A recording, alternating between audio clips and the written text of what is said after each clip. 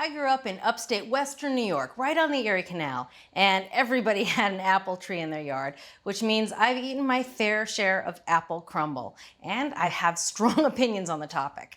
So I'm excited to share with you my favorite version, which starts with a ton of apples. This is 4 pounds of golden delicious apples, and to me, good apple crumble has a thick layer of apples and just a hint of topping. Now, golden delicious apples are perfect for crumble because they're available everywhere. They have a really nice balanced sweet tart flavor and they hold their shape during baking. If you can find Honeycrisp, those are my favorites, but they're seasonal and probably a little regional. Brayburns are also another good substitute, but whatever you do, don't use Granny Smith. They will break down to mush. All right, so I'm just gonna peel and core them. Now, whenever I peel an apple, it's silly, but I try to get the peel off in one long piece. Keep myself entertained while I peel apples. That's not bad. Let's see if I can do better. And I still sing the alphabet whenever I twist off the stem, because when you grow up in apple country, whatever letter you land on and the stem releases from the apple, that is supposed to be the first initial of who your true love will be. So that's all the apples. Now we're simply gonna cut around to the core and cut them up into chunks that measure about 3/4 of an inch. And you could use an apple core here, but I don't like them very much. I think they're hard to use and they miss some of the core. Cutting around the core is just much faster. Once you cut it around the core, you're just gonna break the pieces down into chunks, again, that measure about 3/4 of an inch. And that is a lot of apples, which to me is really important for a good crumble. We're just gonna flavor it with a few things. This is 2 tablespoons of fresh lemon juice, a little bit of sugar, not a lot. I don't like really sweet crumbles. I just wanna taste the apples. So we're only gonna add 2 tablespoons of sugar, 1/2 teaspoon of table salt. Last but not least, 3/4 of a teaspoon of cinnamon. Right, you wanna stir this all up. Already smells good. Next, we're gonna put these apples right in the baking pan. And here I have an 8x8 inch metal pan. I know it's a small looking pan and it's a lot of apples, but we're gonna pack them in there. They look like they're overflowing the edges of the pan. And you're probably thinking, where are you gonna put that crumb topping? Well, I'm gonna cover this with foil. I'm gonna par-cook the apples, so it's gonna reduce their volume till they fall just below the lip of the pan, giving us room for the topping. And we're gonna put this on a rimmed baking sheet, just in case some of those juices flow over the edges. This is going into a 400-degree oven for about 30 minutes until those apples fall just below the lip of the pan. Those apples have just a few more minutes in the oven, so it's the perfect time to make the topping.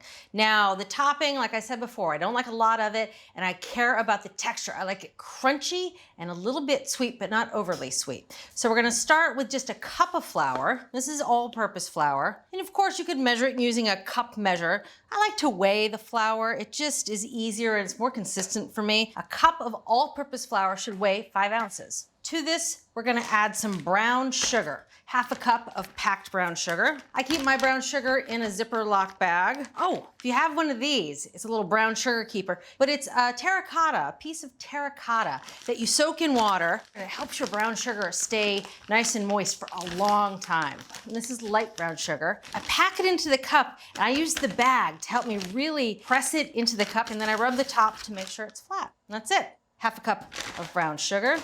Now, 1/2 cup of sliced almonds. I'm gonna chop them pretty fine. You could use a food processor for this if you want.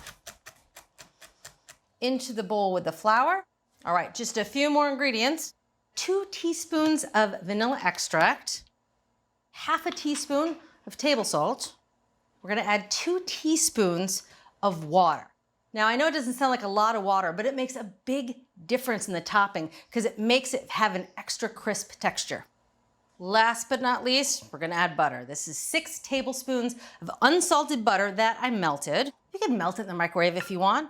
I like to melt it on the stove. I don't know why, I tend to splatter it all over the microwave. Now we're just gonna mix this together until it's evenly combined, and you'll see it almost looks like a cookie dough. Lots of little crumbles. Perfect, everything's evenly combined. Let's check those apples. You can see they've really sunk below the lip of the pan, which is perfect. Now I'm just gonna press on them slightly, really to compact them and make room for that topping. Now we're just gonna sprinkle the topping right over the apples. I'm gonna break up any clumps that are bigger than a marble. All right, so I'm just evening out the topping on here, making sure it gets into the corners. That looks good. Back into the oven this goes, but this time I'm gonna put it on the upper rack. That way the heat is concentrated on the topping so it can get good and golden. It'll take about 30 minutes for the topping to cook through and for the juices of the apples to bubble up around the sides. That crumble's been in the oven for about 30 minutes and I can smell that it's done. Oh, look at that beauty. Thank goodness I put it on the tray, right? A little bit of those juices overflowed the sides. You can see that the topping is nicely even and golden and the juices have bubbled up around the edges, which is perfect. Now these apples really need to cool for at least 45 minutes before you dig in. Not only so you won't burn your mouth, but so that the apples actually set up and it's scoopable. So hard as it may be, the key to a really good apple crumble is patience. Here's why. As the apples heat through during baking, their cells undergo some changes. Apple cells contain water and are held together by pectin molecules.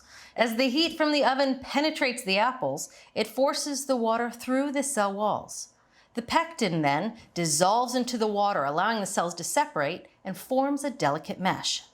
The key then is to understand how this loose mesh of pectin changes as the crumble cools. If we scoop into the crumble when it's fresh out of the oven, all that water will flow out because the pectin mesh is loose and mobile while it's hot. As the crumble cools, however, this pectin mesh changes. It becomes tighter and less mobile and ultimately sets the water into a firm gel. And that's why when we scoop into the cooled crumble, the filling isn't watery, but rather has a thickened texture that stays put. So don't let that 45-minute cooling time get the better of you. Just let it rest. The crumble has been resting for 45 minutes, so now we can dig in. That's a good sound. Right through that crisp topping. Lots of apples. And of course, I'm gonna serve this with a little vanilla ice cream. Just a little. This is an upstate New York portion right here.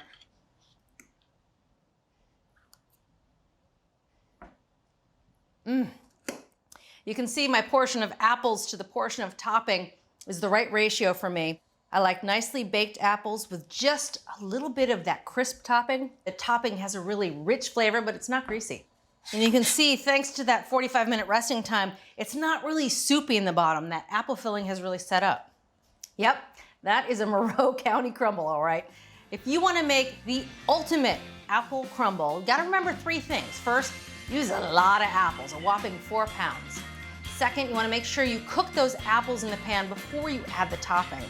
Last but not least, have a little patience during the cooling time so the filling can set up. From America's Test Kitchen at Home, the last word on apple crumble.